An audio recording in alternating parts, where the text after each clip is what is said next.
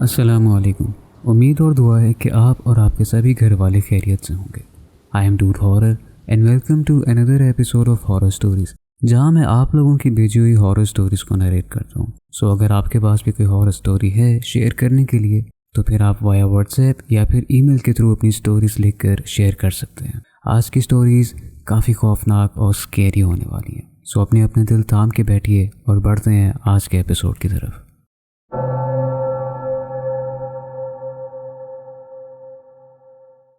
مجھے اس طرح کی سٹوریز اور واقعات سننے میں بہت مزہ آتا ہے. ایسی چیزیں مجھے کافی انٹرسٹنگ لگتی ہیں. لیکن میرے ساتھ کبھی کچھ پیرانارمل واقعہ ایسا پیش نہیں آیا، سوائے کچھ مہینے پہلے کے. میرے ایگزامز چل رہے تھے یونیورسٹی میں، جس کی وجہ سے میں اکثر گھر لیٹ آتی تھی. میں یونیورسٹی کی بس یوز کرتی تھی، جو کہ مجھے میرے سٹاپ پر اتار کے خود چلی جایا کرتی تھی. سٹاپ میرے گھر سے تقریباً 20 منٹ کی واک پر تھا اور میرا گھر اکثر پیدل ہی آنا ہوتا تھا. اس دن مجھے یونیورسٹی سے واپس آتے آتے 8 بج گئے تھے. جہاں میں رہتی تھی وہاں سردیوں میں 8 بجے کا وقت تقریباً آدھی رات کا منظر پیش کرتا ہے. ہر جگہ سناٹا ہو جاتا ہے، سب اپنے اپنے گھروں میں چلے جاتے ہیں اور اسٹریٹس یا پارکس میں کوئی بھی نظر نہیں آتا. اس دن ہر روز کی طرح مجھے اسٹاپ سے گھر پیدل جانا تھا. یوزولی میں جس سوسائٹی میں رہتی ہوں اس کا مین روڈ یوز کرتی ہوں گھر جانے کے لیے، لیکن ان دنوں روڈ پر کچھ کام چل رہا تھا. آس پاس مزدور ہوا کرتے تھے، جس کی وجہ سے میں نے روڈ یوز کرنا مناسب نہیں سمجھا. سوچا کہ میں اپنا روٹ چینج کر کے گلی میں سے ہو کر چلی جاتی ہوں.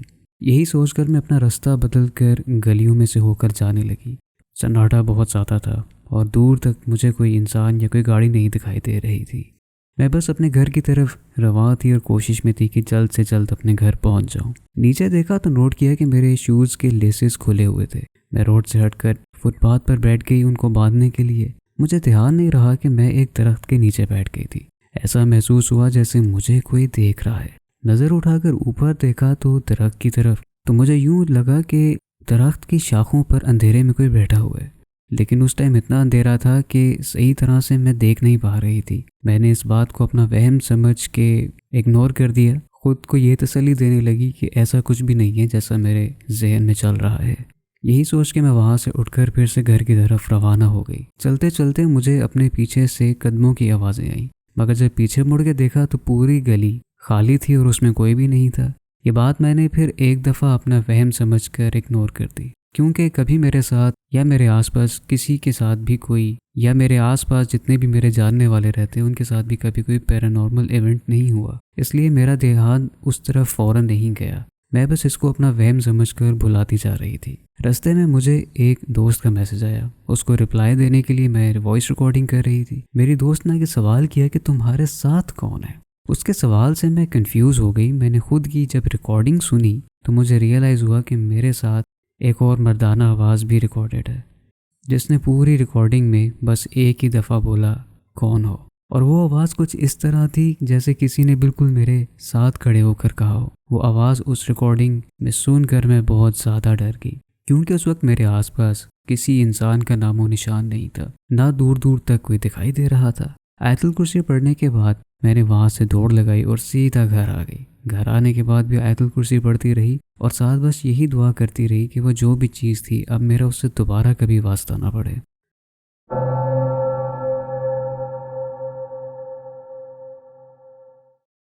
میرا نام سمیہ کمال ہے اور میرا تعلق بنگلہ دیش سے ہے. میری اردو اتنی زیادہ مناسب نہیں ہے، تو اگر کوئی غلطی ہو جائے تو اس کے لیے معذرت چاہتی ہوں. یہ بات بقرہ عید 2022 کی ہے. میں اپنے نانی کے گھر گئی ہوئی تھی. وہ گھر نانی نے 1 سال کے لیے رینٹ پر لیا ہوا تھا. وہ جگہ تھوڑی سنسان ہے، وہاں پہ زیادہ آبادی نہیں ہے. لوگوں کے گھر بہت دور دور تک ہوتے ہیں. میری نانی کی بلڈنگ کے گراؤنڈ فلور میں ایک گودام تھا. 2nd فلور پر نانی اور میرے ماما مامی رہا کرتے تھے، ساتھ میں ان کی 3 بیٹیاں بھی تھیں. 3رے فلور پر چھت ہے اور میری نانی کے گھر کے بالکل سامنے ہی کھلا کھیت ہے، جہاں پر کچھ کنسٹرکشن کا کام بھی ہو رہا تھا. اس رات تقریباً 12 ساڑھے 12 بجے میں سونے جا رہی تھی. میرے بال اس وقت کھلے ہوئے تھے اور میری نانی مجھے ڈانٹنے لگیں کہ رات کے اس وقت بال نہیں کھلے رکھتے، اس سے جنات آپ کی طرف متوجہ ہوتے ہیں. لیکن میں نے زیادہ توجہ نہیں دی اس بات پہ اور میں نے ایسے ہی کھلے بالوں کے ساتھ سونے کا ارادہ کر لیا. رات کے تقریباً پھر 1:30 بج رہے تھے. مجھے نیند نہیں آ رہی تھی اور گھر میں سب سو چکے ہوئے تھے. اس وقت مجھے نہ جانے کیوں بہت ہی ان ایزینس فیل ہو رہی تھی۔ میں کھلی ہوا میں سانس لینے کے لیے بیلکنی میں چلی گئی۔ میری نانی ان سب معاملات میں بہت اسٹرکٹ ہیں۔ وہ ہمیں ہمیشہ منع کرتی ہیں کہ مغرب کے بعد لڑکیوں کو کھلی جگہ جیسے کہ چھت، بیلکنی وغیرہ پر نہیں جانا چاہیے۔ پھر بھی میں اپنے بالوں کو باندھ کے بیلکنی پہ رات کے وقت چلی گئی۔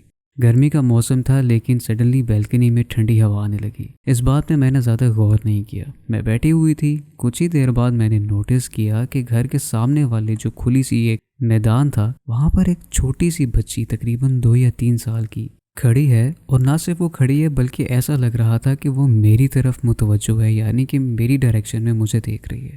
میں نے سوچا کہ کنسٹرکشن ورکر میں سے کسی کی بیٹی ہوگی۔ یہ سب میں سوچ ہی رہی تھی اور بچی کو ساتھ دیکھ رہی تھی کہ وہ بچی اچانک سے غائب ہو گئی، جیسے کہ وہ وہاں پر کبھی تھی ہی نہیں۔ مجھے خوف ہونے لگا۔ میں روم میں جانے کے لیے اٹھی اور بیلکنی کا دروازہ بند کیا، لیکن وہ دروازہ کھل ہی نہیں رہا تھا۔ میں روم میں جانے کے لیے اٹھی اور بیلکنی کا دروازہ کھولنے لگی، لیکن وہ دروازہ کھلنے کا نام ہی نہیں لے رہا تھا۔ ایسا لگ رہا تھا کہ دروازہ جیم ہو گیا، لیکن ایسا پاسبل ہی نہیں تھا کیونکہ وہ بلڈنگ نیو تھی اور سب کچھ نیا فٹ کیا گیا تھا۔ مجھے پھر سے انیزینس محسوس ہونے لگی اور گھٹن بے حد بڑھ گئی تھی۔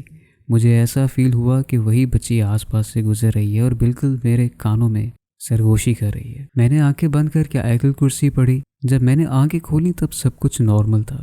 میں نے پھر بیلکنی کا دروازہ کھولا اور وہ کھل گیا۔ زیادہ سوچے بنا میں اپنے کمرے میں چلی گئی۔ جلدی سے میں نے فون پر ٹائم چیک کیا تو اس وقت 4:30 ہو رہے تھے۔ میں ڈر کے مارے اپنی نانی کے روم میں چلی گئی اور وہاں پر جا کے میں سو گئی۔ کچھ دیر بعد نانی نے فجر کی نماز کے لیے مجھے جگا دیا۔ میں نے کہا کہ میں پوری رات سوئی نہیں، 10 منٹ کے بعد اٹھ جاتی ہوں۔ نانی جان نے تعجب سے مجھے دیکھا کہ جب وہ تہجد کی نماز کے لیے اٹھی تھی 3:30 بجے، تب میں سو رہی تھی اور وہ 3:30 بجے سے نماز پڑھ رہی تھی۔ انہوں نے مجھے بیڈ سے اٹھتے بالکل بھی نہیں دیکھا اور نہ ہی مجھے کہیں جاتے ہوئے دیکھا، لیکن مجھے اچھے سے یاد ہے کہ میں بیلکنی میں تھی۔ مجھے آج بھی وہ منظر یاد آتا ہے تو میرے رونگٹے کھڑے ہو جاتے ہیں۔ اسے میں سلیپ پیرالیسس بھی نہیں کہہ سکتی کیونکہ مجھے یاد ہے کہ میں جاگ رہی تھی۔ پتہ نہیں وہ خواب تھا یا حقیقت، لیکن بہت خوفناک تھا۔ 1 ہفتے کے بعد میں اپنے گھر پر رات کو اکیلے سو رہی تھی۔ میں نے خواب میں دیکھا کہ وہی بچی مجھے نانی کے گھر کی بیلکنی میں سے دھکیل کے گرا رہی ہے اور میں گر گئی، اور اس کے بعد جو منظر میں نے اپنی ذات سے منسلک دیکھا وہ میں بیان نہیں کر سکتی۔ میں فوراً نیند سے اٹھ گئی اور رات کے 3 بج رہے تھے۔ اس کے بعد میں نے وہ خواب یا وہ بچی دوبارہ کبھی نہیں دیکھی۔ ڈر کی وجہ سے میں نے نانی کے گھر جانا ہی چھوڑ دیا۔ پھر 1 سال کے بعد میری نانی نے گھر چینج کر لیا۔ میری ان باتوں پر میرے گھر والے یقین نہیں کرتے ہیں، لیکن میری ایک کزن ہے جس سے میں نے یہ سب کچھ شیئر کیا تھا، اس کو میری ان سبھی باتوں پر یقین ہے۔ میرے پرسنل اس طرح کے اور بھی قصے اور واقعات ہیں جو پھر کبھی موقع ملا تو آپ سب کے ساتھ شیئر کروں گی۔ امید ہے کہ آپ کو میری یہ کہانی پسند آئی ہوگی۔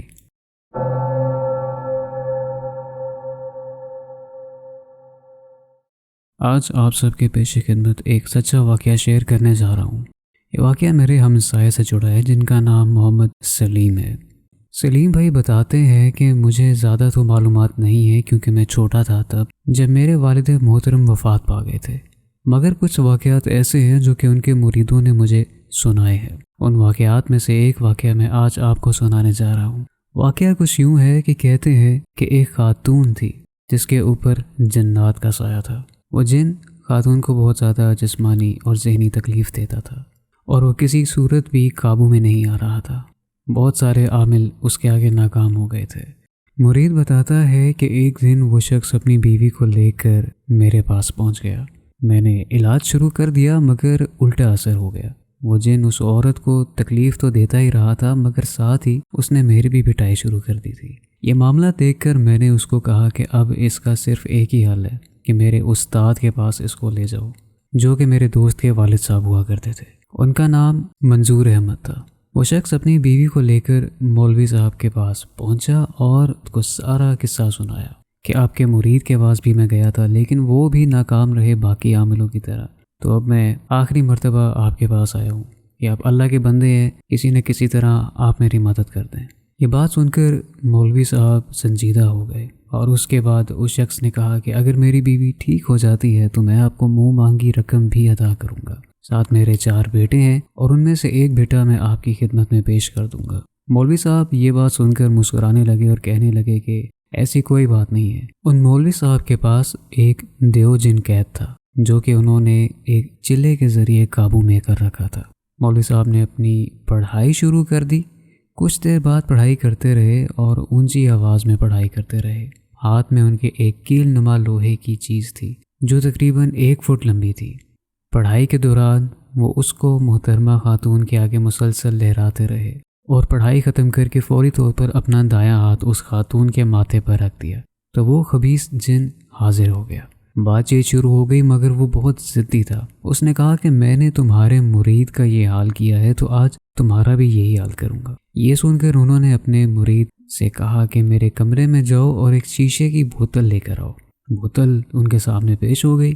پھر انہوں نے کچھ پڑھائی کی اور بوتل پر دم کر دیا۔ ساتھ ہی انہوں نے اپنے پاس قید غلام دیو جن کو حکم دیا کہ اس خبیث جن کو اٹھا کر اس بوتل میں قید کر دو۔ دیو جن نے فوری طور پر اس جن کو قابو کر کے اسے شیشے کی بوتل میں پھینک دیا۔ مولوی صاحب نے فوری طور پر ڈھکن بند کر دیا اور وہ منظر حیران کر دینے والا تھا کہ 3 انچ کی مخلوق نما چیز اس بوتل میں قید تھی۔ سب نے اپنی آنکھوں سے دیکھا تھا۔ اب اس شخص کی بیوی بھی ٹھیک ہو گئی تھی تو خوشی میں اس نے اپنے ایک بیٹے کو حقیقتاً ان کی خدمت کے لیے پیش کر دیا تھا۔ ساتھ میں ایک گائے اور بکری بھی تحفے میں پیش کی۔ اب رات کو وہ مولوی صاحب قبرستان پہنچے اور پڑھائی کی اور پڑھائی مکمل کرنے پر انہوں نے اپنے مرید کے ذریعے گہرا کھڈا کھدوایا اور اس بوتل کو اس کھڈے کے اندر دفن کر دیا۔ اس کے علاوہ ایک اور مختصر سچا واقعہ شیئر کرنے لگا ہوں۔ واقعہ کچھ یوں ہے کہ ایک عامل صاحب تھے جن کا نام محمد جمیل تھا۔ ان کے پاس بہت سے طاقتور جنات قید تھے۔ ان کا ایک دوست تھا جو کہ انتہائی پرتکلف مذاق کرنے والا دوست تھا۔ ایک دن وہ اسی عامل صاحب کے گھر میں ان کے کمرے میں بیٹھ کر ان سے ضد کر رہا تھا کہ مجھے آج جن کو دیکھنا ہے وہ بھی اس کی اصل شکل میں۔ عامل صاحب نے اپنے دوست سے کہا کہ یہ تمہارے بس کی بات نہیں ہے، مگر وہ اڑ گیا۔ اب وہ چونکہ پرتکلف دوست تھا اور بار بار زور دے رہا تھا، بہت زیادہ تنگ کرنے پر آخر عامل صاحب مان گئے اور کہا کہ ذمہ داری تمہاری اپنی ہوگی۔ اس شخص نے کہا ٹھیک ہے۔ عامل نے کمرے کے ایک کونے کی طرف اشارہ کیا اور کہا کہ اس طرف دیکھتے رہو، اور انہوں نے ایک جن کو حکم دیا کہ وہ اپنی اصل شکل میں ان کے دوست کے سامنے حاضر ہو۔ اب جو ہی وہ جن اپنی اصل شکل میں کمرے کے ایک کونے میں نمودار ہوا تو سب سے پہلے تو وہ انسان اپنے قابو سے باہر ہو گیا۔ وہ مکمل طور پر اپنے ہوش کھو بیٹھا تھا، جیسے نہ جانے اس نے کیا دیکھ لیا۔ تھوڑی دیر بعد جب اسے ہوش آئی تو عامل صاحب جو کہ اس کے دوست تھے وہ ہنس ہنس کے اس کا مذاق اڑا رہے تھے۔ انہوں نے اپنے دوست سے پوچھا کہ آخر تم نے کیا دیکھا ہے؟ کانوں کو ہاتھ لگا کر کہتا ہے کہ بہت کچھ دیکھا، جیسے کہ اس جن کی زبان سرخ رنگ کی تھی جو کہ فرش تک لٹک رہی تھی، چہرہ جلا ہوا تھا اور ایسے محسوس ہو رہا تھا کہ اس کے اوپر سفید پھوڑے ہیں۔ پورے جسم پر بال تھے اور ناخن 1 فٹ لمبے تھے۔ انتہائی سرخ شعلے اگلتی آنکھیں اور ناک کی جگہ سوراخ تھا۔ غالباً پیٹ کی جگہ پر بھی سوراخ محسوس ہو رہا تھا، اور تو اور اس کے سر کے اوپر 2 سینگ بھی تھے۔ اس سب منظر کو دیکھ کر اس دوست سے راہ نہیں گیا، جس کی وجہ سے وہ اپنے ہوش کھو بیٹھا تھا۔ لیکن ایک بات ہوتا ہے کہ اس نے دوبارہ کبھی ایسی کسی بھی قسم کی خواہش کا اظہار نہیں کیا۔